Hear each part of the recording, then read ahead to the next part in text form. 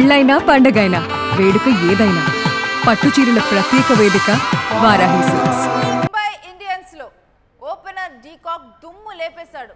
53 బంతుల్లోనే super century చేశాడు. 112 పరుగులతో 60 బంతుల్లో నాట్అవుట్ గా నిలిచాడు డీకాక్. ఇక ముంబై ఇండియన్స్ స్కోర్ ఇప్పుడు 195. పంజాబ్ కింగ్స్ విజయ లక్ష్యం 196గా ఉంది. పంజాబ్ బౌలర్ హర్షదీప్ సింగ్ ఖాతాలో 3 వికెట్లు చేరాయి.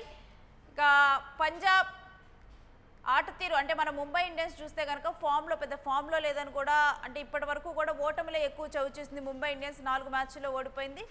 ఎప్పుడు కూడా ముంబై పంజాబ్ మధ్య పోరు ఎప్పుడు కూడా చాలా రసవత్తరంగా ఉంటుంది. ఈ రోజు కూడా అలానే ఉన్నట్లు తెలుస్తుంది. దీనికి సంబంధించినటువంటి ఎనాలిసిస్ మా స్పోర్ట్స్ అనలిస్ట్ వెంకట్ అడిగి తెలుసుకుందాం. ఎస్ వెంకట్, ముంబై ఇండియన్స్ అంటే అనుకున్న దానికన్నా కానీ బాగానే ఆడింది అనుకోవాలా? నాకు ముంబై ఇండియన్స్ ఆట తీరుకండి. ఎందుకంటే ఇక్కడ నేను ఒక విషయం చెప్తాను. అక్కడ వాంకడే పిచ్ ఏదైతే ఉందో ఆ పిచ్ మీద కనీసం 220 నుంచి 230 స్కోర్ చేసేటువంటి అవకాశం ఉంది. 210 నుంచి 230 దాకా స్కోర్ చేసేటువంటి అవకాశం ఉంది. కానీ ఇక్కడ ఏదైతే హర్షదీప్ సింగ్ స్పెల్ ఉందో అది ముంబైని ఖచ్చితంగా ఇబ్బంది పెట్టిందని చెప్తాను. ఇక్కడ ముంబై కంటే కూడా పంజాబ్ బౌలింగ్ కానీ అక్కడ శ్రేయస్ అయ్యర్ కెప్టెన్సీ కానీ బాగుంది అనేది నా ఫీలింగ్. ఎందుకనంటే ఇక్కడ ఏదో ముంబైని తిట్టాలని కాదు, డికాక్ సెంచరీ చేయకపోతే, నమందిర్ ఆడకపోతే ముంబై టాప్ ఆర్డర్ లో కానీ మిడిల్ ఆర్డర్ లో కానీ సమర్థవంతంగా ఆడిన వాళ్ళు ఎవరు కూడా నాకు కనపడలేదు. అంటే కీలకమైనటువంటి సమయాల్లో తిలక్ వర్మ కానీ, లేదంటే హార్దిక్ పాండ్యా కానీ, అలాగే సూర్యకుమార్ యాదవ్ కానీ, అలాగే రియాన్ ట్రికల్టన్ కానీ వీళ్ళు ఫెయిల్ అయినటువంటి విధానం ఏదైతే ఉందో అది చాలా వరకు కూడా విమర్శలకు దారితీసినటువంటి పరిస్థితి. అలాగే రియాన్ ట్రికల్టన్ కి సంబంధించి వాళ్ళు ముందు నుంచి కూడా హర్షదీప్ సింగ్ బౌలింగ్ లో అతను ఆడలేడు, అంటే లెఫ్ట్ ఆర్మ్ పేసర్ బౌలింగ్ లో అతను ఆడలేడు అనేది స్పష్టంగా చెప్తూ వస్తున్నాడు అనమాట.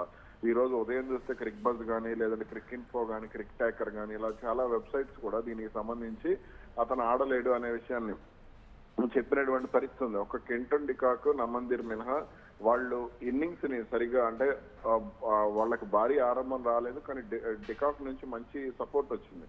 కానీ దాన్ని వాళ్ళు యూజ్ చేసుకోలేకపోయారు అనేది అయితే నా ఫీలింగ్. ఎందుకంటే సూర్యకుమార్ యాదవ్ కనుక కాసేపు ఉండి ఒక 15-20 బాల్ కనుక అతను దూకుడుగా ఆడగలిగి ఒక 30-40 పరుగులు చేసి ఉంటే ఖచ్చితంగా అది చాలా అడ్వాంటేజ్ అయి ఉండేది. అదేవిధంగా హార్దిక్ పాండ్యా ఒక 6 మినహా అతని ఇన్నింగ్స్ లో గొప్పగా చెప్పుకోవడానికి అసలు ఏదీ లేదు. 116 స్ట్రైక్ రేట్ అంటే ముంబైని అతనే ముంచేసినట్టు. ఇప్పటికే అతని కెప్టెన్సీ మీద చాలా వరకు కూడా విమర్శలు వస్తున్నాయి. అదేవిధంగా హర్షదీప్ సింగ్ అది కంప్లీట్ గా బ్యాటింగ్ ట్రాక్ అయినటువంటి వాంకడే పిచ్ మీద హర్షదీప్ సింగ్ వేసినటువంటి బౌలింగ్ ఏదైతే ఉందో అది చాలా వరకు కూడా ముంబై నడ్డి విరిచింది అనేది అయితే స్పష్టంగా చెప్పొచ్చు. అదేవిధంగా పంజాబ్ బౌలర్లు అందరూ కూడా కాస్త ఒకళ్ళిద్దరు మినహా మిగిలిన వాళ్ళందరూ కూడా విజయ్ కుమార్ వైశక్ మినహా, అలాగే యుజ్వేందర్ చహల్ వీళ్ళు మినహా మిగిలిన బౌలర్లు అందరూ కూడా చాలా అద్భుతంగా రాణించినటువంటి పరిస్థితి ఉంది.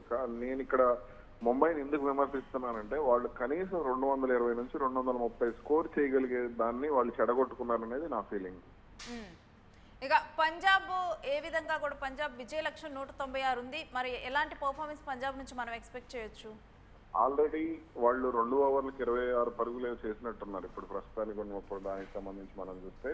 కాబట్టి అయితే ఇక్కడ ఏదైతే బూమ్రా బౌలింగ్ మొన్నటి నుంచి విమర్శలు ఉన్నటువంటి బూమ్రా బౌలింగ్ ఏదైతే ఉందో ఈ రోజు అతన్ని ఓపెనింగ్ స్పెల్ ఇవ్వడం అనేది ముంబైకి కలిసి వచ్చినటువంటి అంశం. అంటే కొత్త బంతిని ఇవ్వడం అనేది చాలా వరకు కూడా అడ్వాంటేజ్ అయ్యేటువంటి ఛాన్స్ ఉంది. అది దీపక్ చహర్ తో పాటుగా నేనైతే ట్రెంట్ బౌల్ట్ ఓపెన్ చేస్తాడు అనుకున్నాను, కానీ ఇక్కడ జస్ప్రీత్ బుమ్రా, దీపక్ చహర్ వీళ్ళిద్దరు కూడా ఓపెన్ చేసినటువంటి పరిస్థితి. కాబట్టి ఖచ్చితంగా అంటే బుమ్రా కనుక 1-2 వికెట్లు తీస్తే బాగుంటుంది. అలాగే ఎకానమీ రేట్ ఆల్రెడీ అతను ఇప్పుడు ప్రస్తుతానికి ఒక 5 ఇచ్చినట్టున్నాడు పరుగులు. కాబట్టి ఇది కనుక వాళ్ళు జాగ్రత్తగా కంటిన్యూ చేసుకుని ఆడుకోగలిగితే బాగుంటుంది ముంబైకి సంబంధించి. అయితే తర్వాత ఓవర్లలో పవర్ ప్లేలు ఇంకా 4 ఓవర్లు ఉన్నాయి. కాబట్టి 4 ఓవర్లలో ముంబై బౌలర్లు ఎంతవరకు నిలబడతారనే దాని మీదనే ముంబై విజయ అవకాశాలు అనేది డిపెండ్ అయి ఉంటాయి. ఎస్, ఇక దీంట్లో ఈ రోజు శ్రేయస్ అయ్యర్ క్యాచ్ అంటే జనాలకు ఒక కనువిందు చేస్తుంది అనుకోవచ్చా?